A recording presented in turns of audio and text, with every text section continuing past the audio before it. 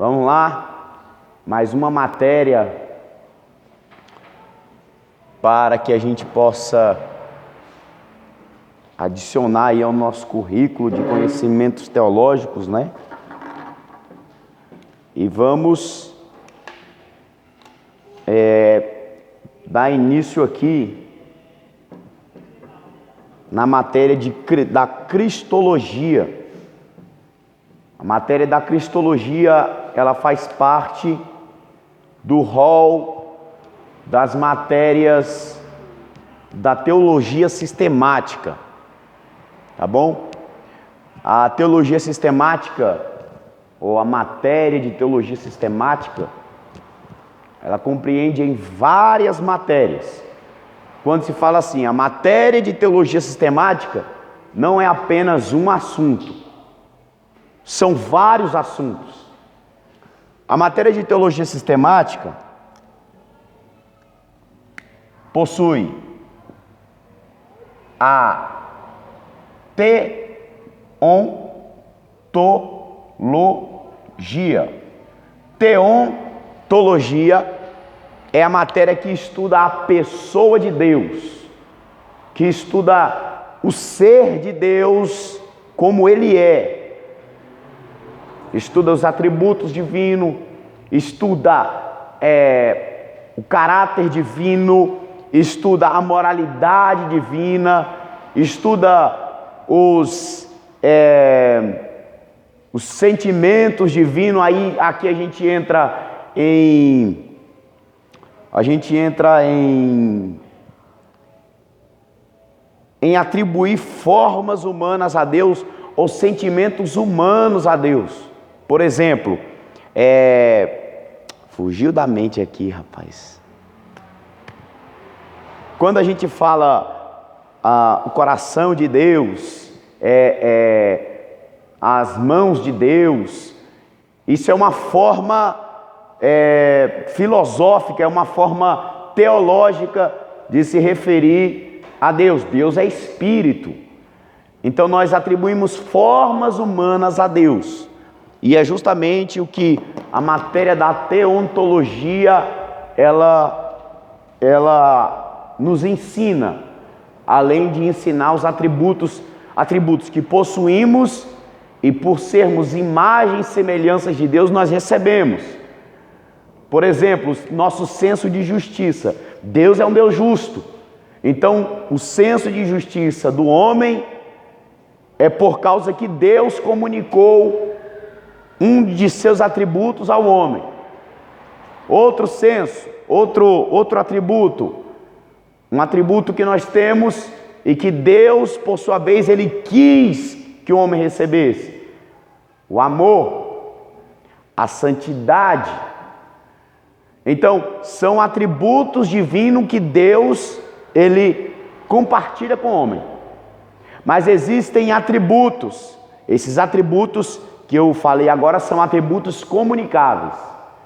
E existem os atributos incomunicáveis.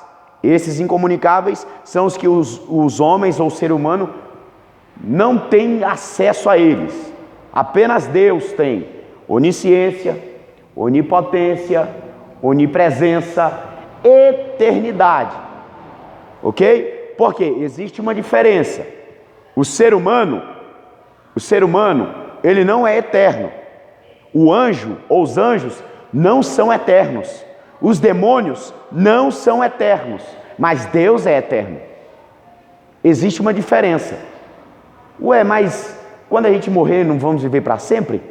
Ué, mas os anjos eles não sabem o que é morrer.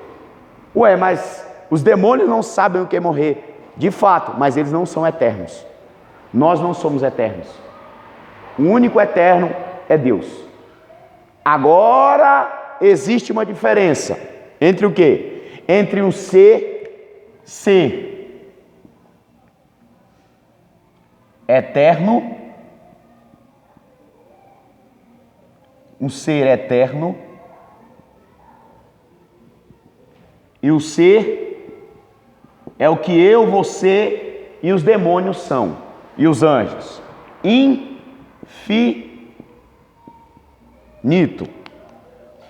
Qual é a diferença de ser eterno e ser infinito? Vamos raciocinar aqui. Na matemática, os números são finitos ou infinitos? Infinitos. Mas você sabe por onde começam os números. Qual é o primeiro número da contagem? 0. Tem começo. Assim é o ser humano. Assim são os anjos. Assim são os demônios. Tiveram começo. Não terão fim. Um fim que eu digo que viverão para sempre. Mesmo no lago de fogo, viverão para sempre. Diferente de Deus. Alguém sabe aqui qual é a data que Deus nasceu? Eu não sei. Alguém sabe?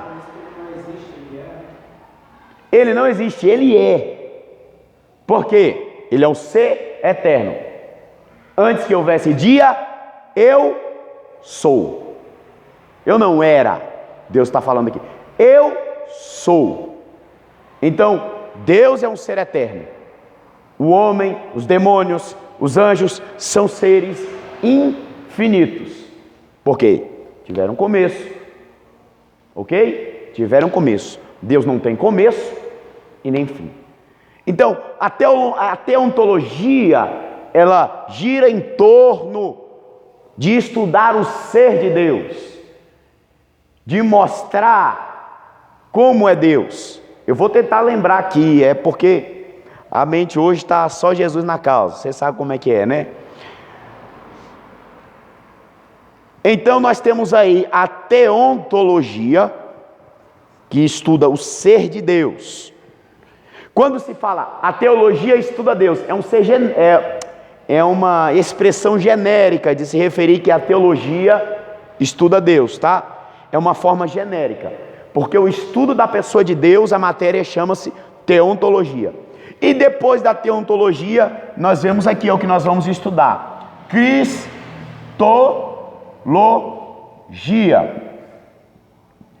Nós temos angelologia.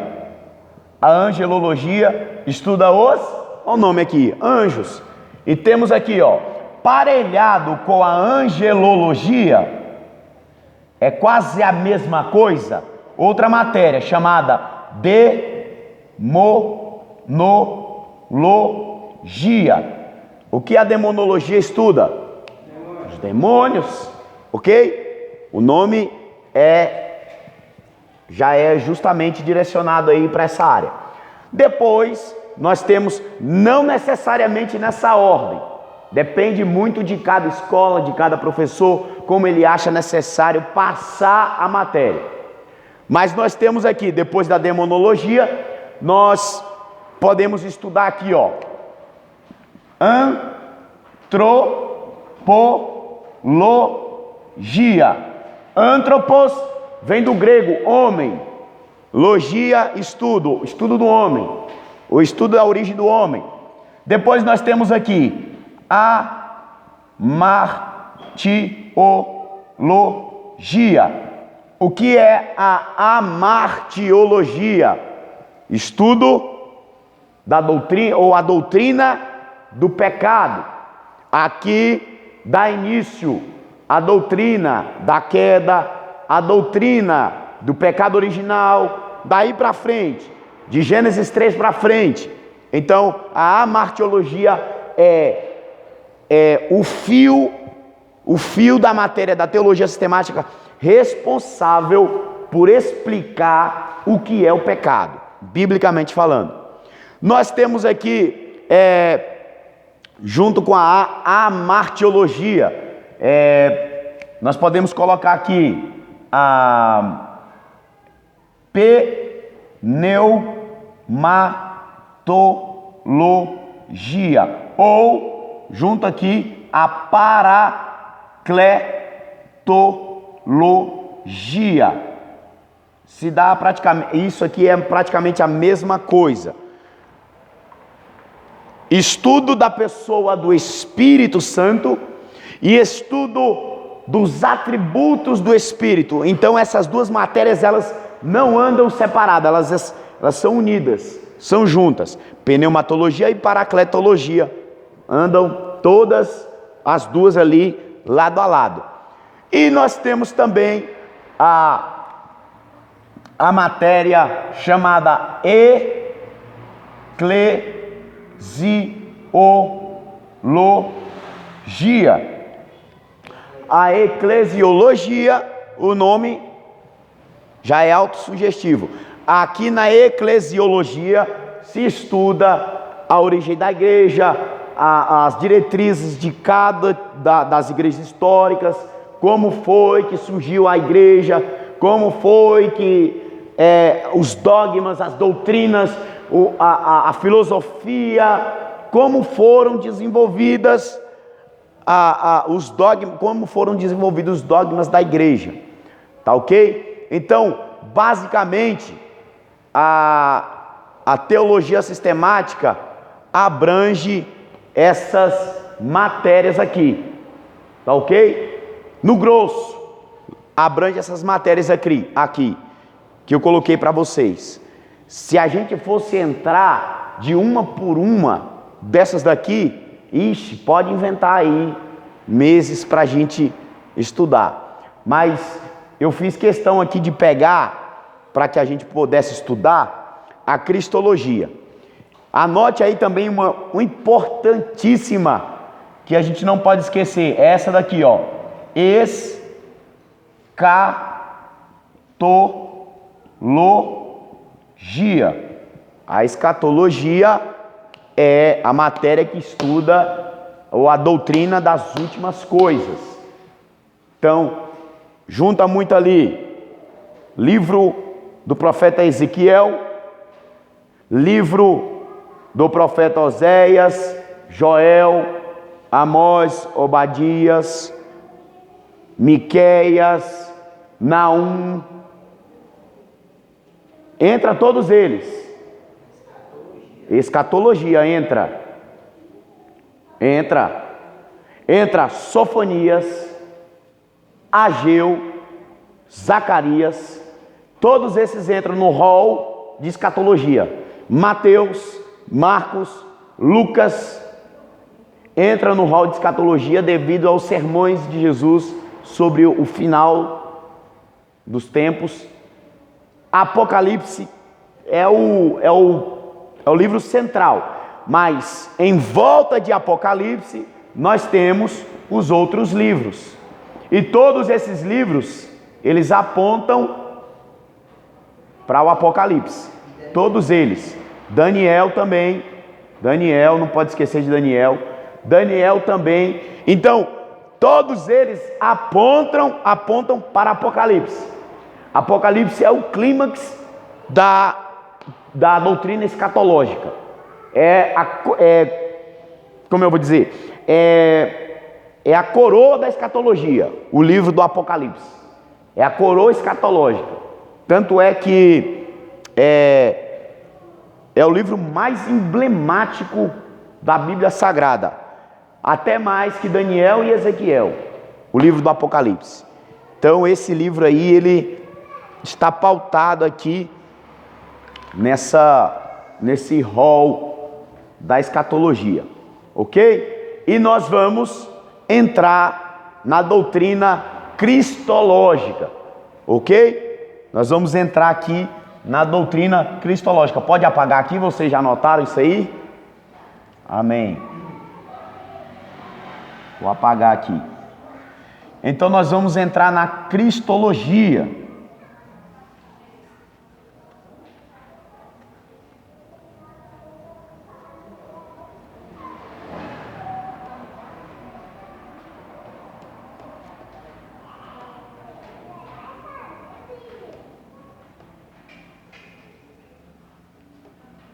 Eu lembrei aqui agora a nomenclatura que se usa, que eu tentei lembrar aqui agora. Quando a Bíblia se refere às mãos de Deus, os olhos de Deus, os cabelos de Deus, existe uma figura de linguagem teológica que nós usamos. Eu lembrei agora. E é isso aqui, ó, que nós chamamos de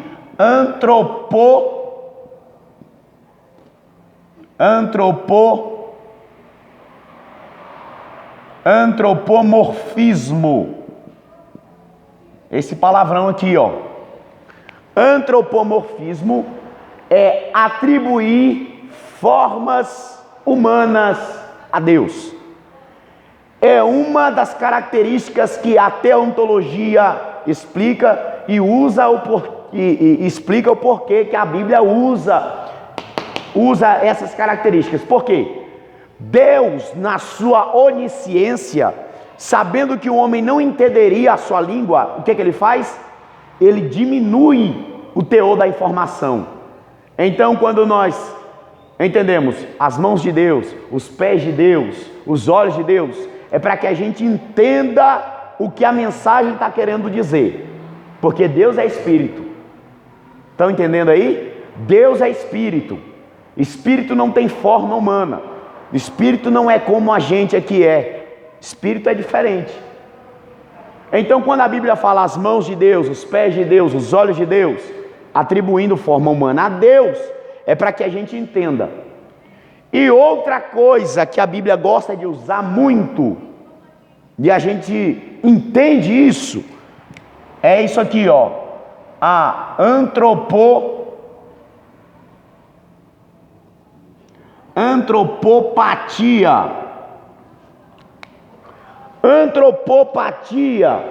A antropopatia é quando nós falamos o amor de Deus, a ira de Deus, o furor de Deus, a cólera de Deus. Deus se entristeceu, Deus se arrependeu. Lembra que a gente comentou isso aqui lá atrás, no começo? Deus se arrependeu. É o autor bíblico usando o recurso chamado antropopatia para atribuir sentimentos humanos a Deus. Homem, patia, sentimento, emoções, paixões. É quase igual ao antropomorfismo. Homem, morfismo, forma, formato, jeito. Então, antropomorfismo, formas humanas a Deus. Antropopatia, sentimentos, paixões, intenções humanas a Deus, para que a gente entenda o que a Bíblia está querendo dizer. Porque se Deus fosse falar a linguagem dele, ser humano nenhum entenderia. Ser humano nenhum conseguiria entender. Prova disso. O exemplo de antropomorfismo é imagem e semelhança, que nós fomos criados imagem e semelhança. É antropomorfismo. Antropomorfismo. É uma forma dele explicar alguma forma que a gente é parecido com Deus. Sim, sim. Sim, por um lado é justamente isso, entendesse a mensagem que Deus queria passar para quem lesse a Bíblia. Então, aí o autor, ele tem essa liberdade para usar o antropomorfismo. E nós usamos, quando a gente prega, quando a gente fala da palavra, a gente usa tanto o antropomorfismo quanto a antropopatia. A gente usa mais a antropopatia, muito mais. Que a gente fala, Deus se alegra quando, né? Mas a alegria de Deus não é a nossa alegria, porque Ele é a própria alegria. Então é um paradoxo, mas que a gente entende quando a gente fala. E é isso que a Bíblia passa, ela quer que a gente entenda qual é a informação que Deus quer passar. Ok? Eu lembrei aí, deixa só essa ressalva a respeito da teontologia.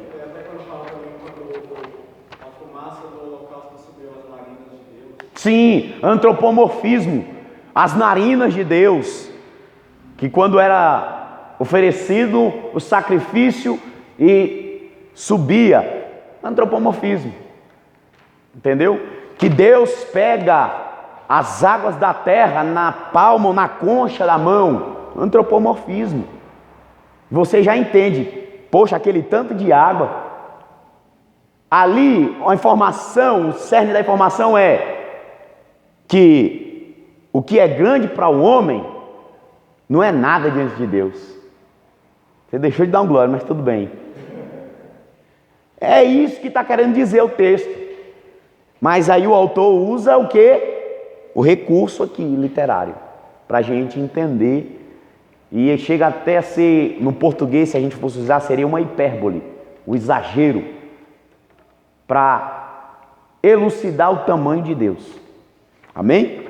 Então, a nossa matéria-alvo desse mês será a cristologia. Então, se não vejamos, a cristologia, ela se divide em 3 partes. A cristologia se divide em 3 partes.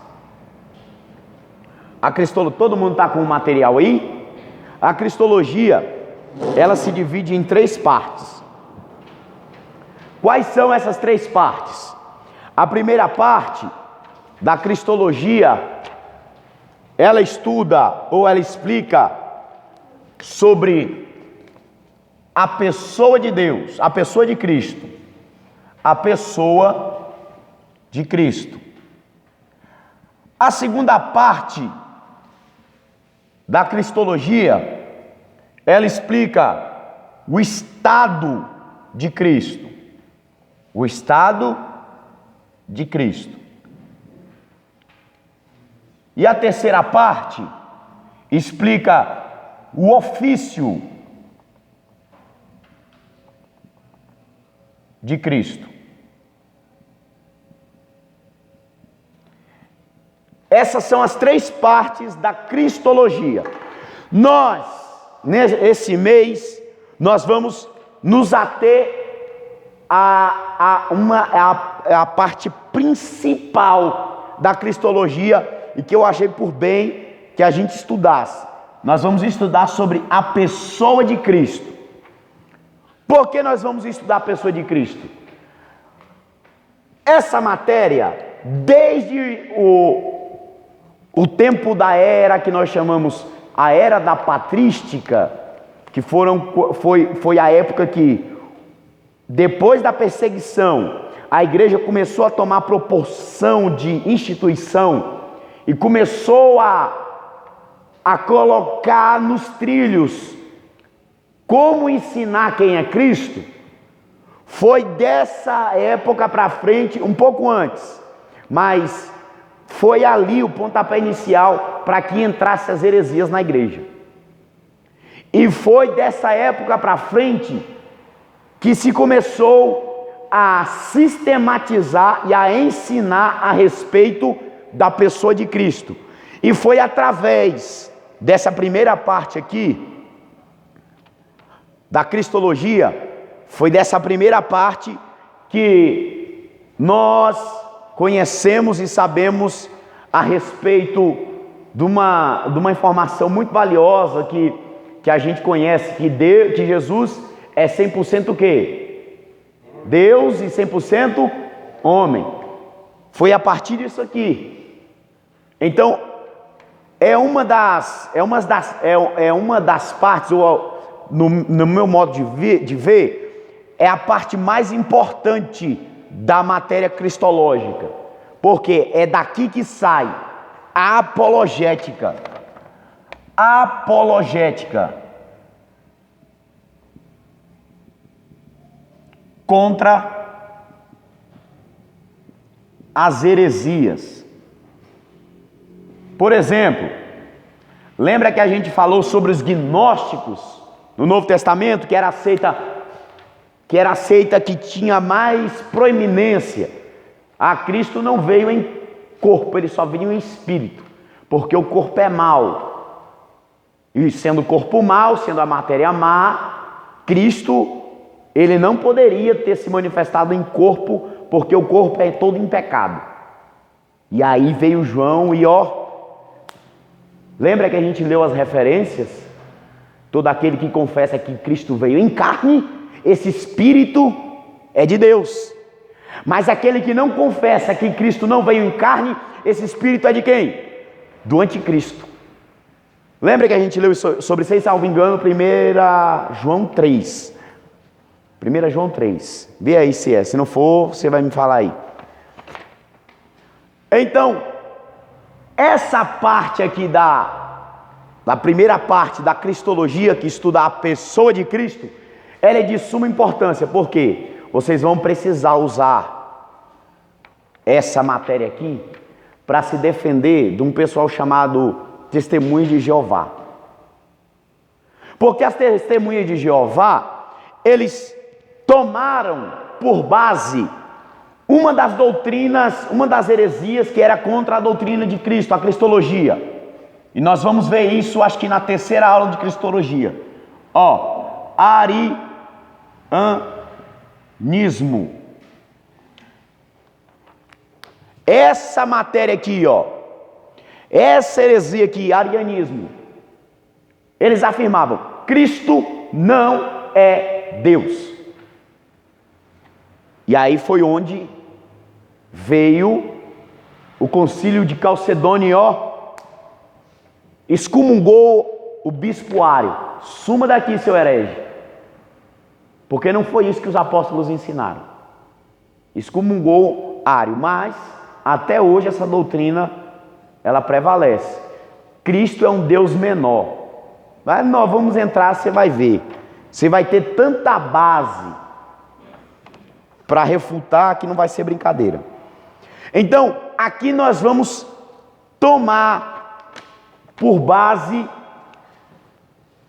a apologética contra as heresias, ok? O estado de Cristo, nós vamos ver que Cristo sofreu, padeceu, morreu, foi crucificado, ao terceiro dia ressuscitou e depois foi o quê? Glorificado. Então, a segunda parte da cristologia estuda justamente isso. Desde o sofrimento até a glorificação de Cristo. Vai mostrar e nos dar diretrizes a respeito do estado de Cristo. E a terceira parte da cristologia vai nos ensinar a respeito do ofício de Cristo. Jesus Cristo não foi, Ele é rei, sacerdote e o que? Profeta, ok? Jesus Cristo é rei, sacerdote e profeta. Você sabe na Bíblia quem foi? Qual dos homens que recebeu esses 3 ministérios aqui? Vou soprar, eu posso soprar? Posso soprar? Samuel? Vamos lá, vamos por etapas. Samuel foi profeta? Ok. Samuel foi sacerdote? Samuel foi rei? Não. Tem. Certeza? A tradução do nome dele significa amado. Não. Para mim é Samuel. Davi? Não, Davi eu sabia que era profeta, mas... Sacerdote e rei. Lembra que quando Davi entra, ele tira a veste sacerdotal, ele tira a veste real, e o que ele está vestido embaixo? Uma estola sacerdotal. Só podia usar estola sacerdotal se fosse o quê? Sacerdote. E profeta? Quem foi que profetizou? O que eu gosto sempre de falar: assenta-te aqui à minha direita, até que eu ponha os teus inimigos por estrados dos teus pés. Quem foi que escreveu isso? Davi. Disse o Senhor ao meu Senhor. Davi, quem foi que profetizou a crucificação de Cristo? Nos Salmos. Quem foi que falou? Nós vamos ver aqui, nós vamos ver. Davi, rei, sacerdote e profeta. Único. Por isso, como era que Davi era conhecido diante de Deus? Homem? Ok? Ok, agora entenderam? Não era só porque Davi tocava a harpinha lá, era bonitinho, não era isso não. Tem um significado. É único. Procure na Bíblia, você não vai encontrar alguém que foi rei